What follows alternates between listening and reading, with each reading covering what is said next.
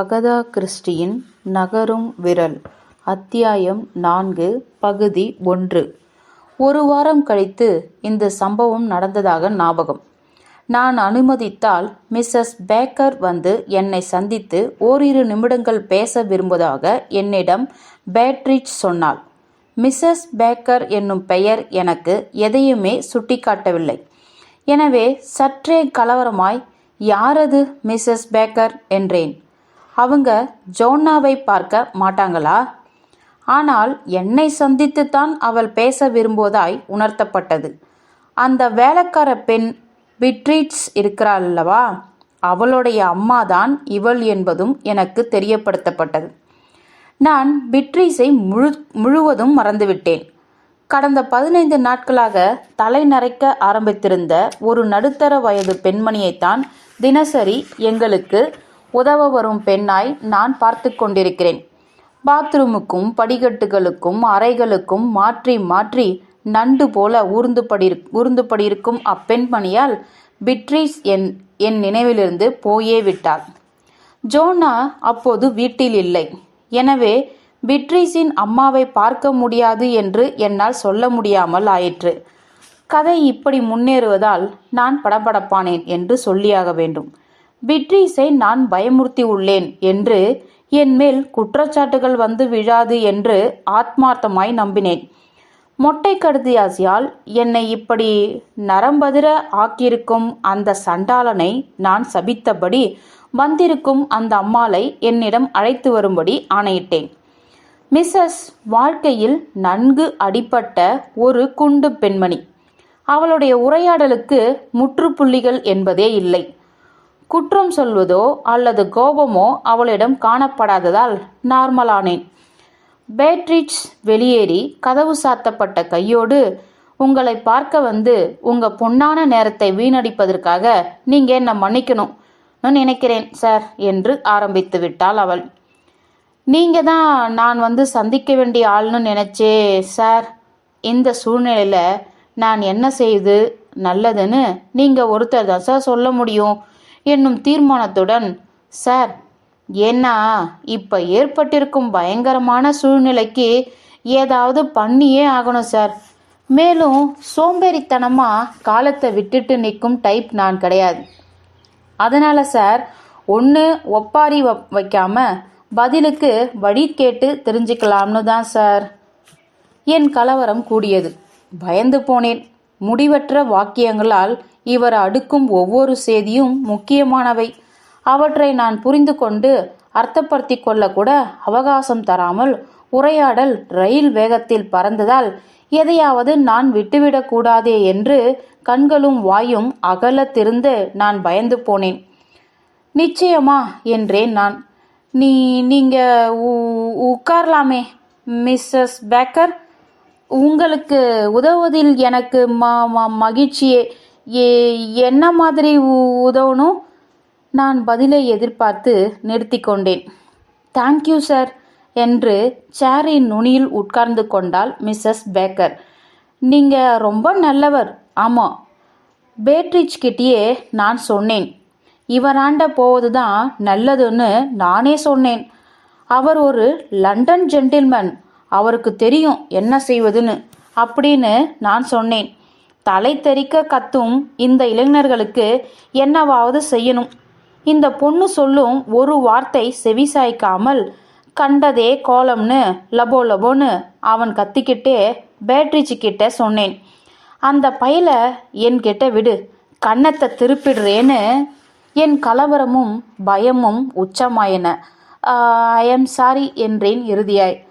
எனக்கு ஒன்று விளங்கலை. என்ன நடந்தது? கடிதாசிகள் சார், வஞ்சனை பொதிந்த கடிதங்கள். கண்ட வார்த்தைகள் எல்லாம் போட்டு அநாகரிகமாக வேற. இப்படி கேவலமான வார்த்தைகளை நான் வேற எங்கேயும் படித்ததே கிடையாது சாமி. நான் வேறு வழியில்லாமல் கேட்டேன். உங்கள் பொண்ணுக்கு நிறைய கடிதாசிகள் வந்திருக்கா என்ன? அவளுக்கு இல்லை சார், அவளுக்கு ஒன்று தான் வந்தது. அதனால தான் அவள் இங்கே வேலையை விட்டுட்டே நின்னா. அப்படி செஞ்சிருக்கவே கூடாது என்று நான் தொடங்க, மிஸ்ஸஸ் பேக்கர் அதனை உறுதியாகவும் மரியாதை குலையாமலும் நறுக்கினாள். அப்படி நீங்கள் வேதனைப்படவே வேண்டாம் சார். அந்த கடங்கார பையன் கடுதாசிகளில் இருப்பவை அனைத்தையும் பொய். உங்களை பற்றி எனக்கு பேட்ரிச்சின் சிபாரிசு இருக்கு.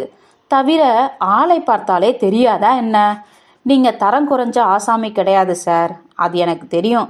அதுவும் இப்படி கால் உடஞ்சி கையில் கோலோட நோ, அத்தனையும் கொஞ்சமும் உண்மையே அல்லாத முழு பொய்கள். அப்படியே இருந்தாலும் உங்ககிட்ட இருந்து வேலையை விட்டுட்டு வந்தும்படி நான் தான் அவகிட்ட சொன்னேன். ஏன்னா உங்களுக்கு தான் இந்த நாற்றம் பிடிச்ச சமூகத்தை பற்றி தெரியுமே சார். அதாவது நெருப்பு இல்லாமல் புகையாதுன்னு வாய் கூசாமல் வம்படிக்க ஆரம்பிச்சிருவாங்க சார் என்பது ஒரு புறம் இருக்க, பெண் என்பவள் ரெட்டிப்பு முன்ஜாக்கிரதையுடன் இருக்க வேண்டியதும் இருக்கே சார். இங்கு வாக்கியத்தை எப்படி தொடர்வது என்று தெரியாமல் நீண்ட பெருமூச்சு விட்ட மிஸ்ஸஸ் பேக்கர் உடனே ஆரம்பித்து விட்டாள்.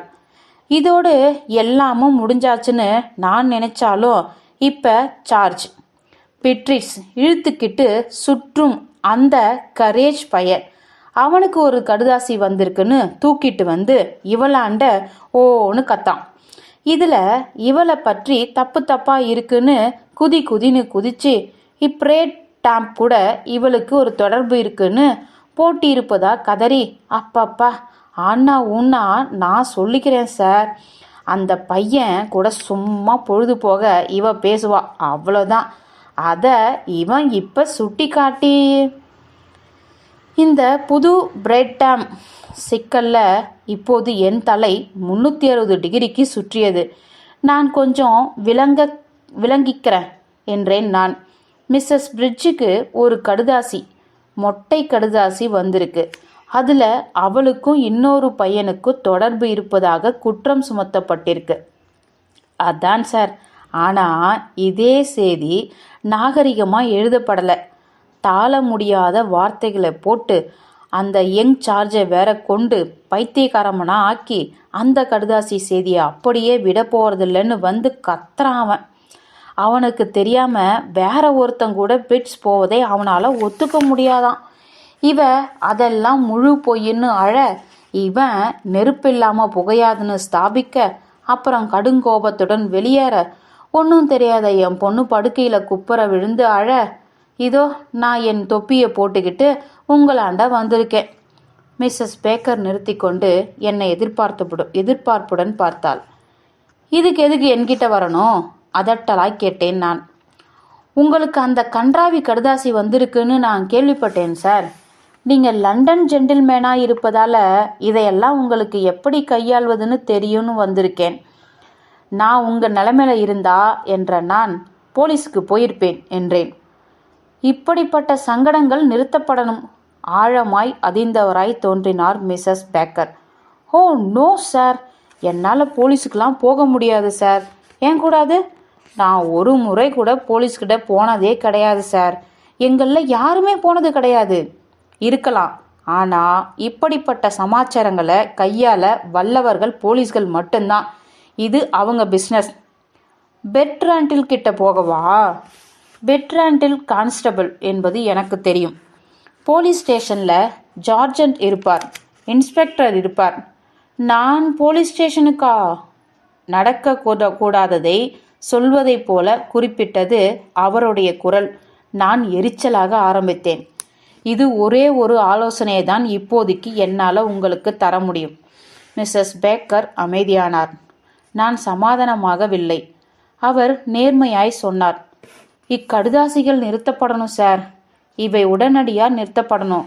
இல்லைன்னா இப்போவோ அப்புறமோ விபரீதம் நடந்திடும். இப்போவே விபரீதம் நடந்திருப்பதாக தான் எனக்கு தோணுது. அதாவது சார், நான் பயங்கரமாக ஏதாவது நடந்துடும்னு சொல்ல வரேன். இந்த சின்ன பசங்களுக்கு வெறி ஏடிச்சுன்னா என்ன பண்ணுறோன்னு தெரியாமல் எதையாவது பண்ணிடுங்க. இதுக்கு பெரியவங்களும் விதிவிலக்கு கிடையாது. நான் கேட்டேன், இப்படிப்பட்ட மொட்டை கடுதாசிகள் நிறைய சுத்திக்கிட்டு இருக்கா? மிஸ்ஸஸ் பேக்கர் ஒப்புதலாய் தலையசைத்தார். இது மேலும் மேலும் மோசமாகிட்டு இருக்கு சார். ப்ளூசி போரில் இருக்கும் மிஸ்டர் அண்ட் மிஸ்ஸஸ் பீடில் எப்பவும் சந்தோஷமாகவே இருக்கும் ஜோடி இது. இப்போ இப்படிப்பட்ட ஒரு கடுதாசி அவங்களுக்கு வருது. இதனால் சிந்திச்சுக்கிட்டே இருக்காங்க அவங்க. ஆனால் அவங்க சிந்திக்க ஆரம்பிச்சிருப்பத போன்ற எதுவுமே நாசமானது எதுவுமே கிடையாது சார். மிஸ்ஸஸ் பேக்கர் என்ற நான் முன்னுக்கு வளைந்து வந்தேன். இந்த பாவகரமான கடிதங்களை யார் எழுதுவதுன்னு உங்களுக்கு ஏதாவது ஐடியா இருக்கா? ஒரு சின்ன ஐடியா இருக்கா? என்னை ஆச்சரியத்தில் தூக்கி போடும் விதமாய் அவள் ஆமோதித்து தலையசைத்தாள்.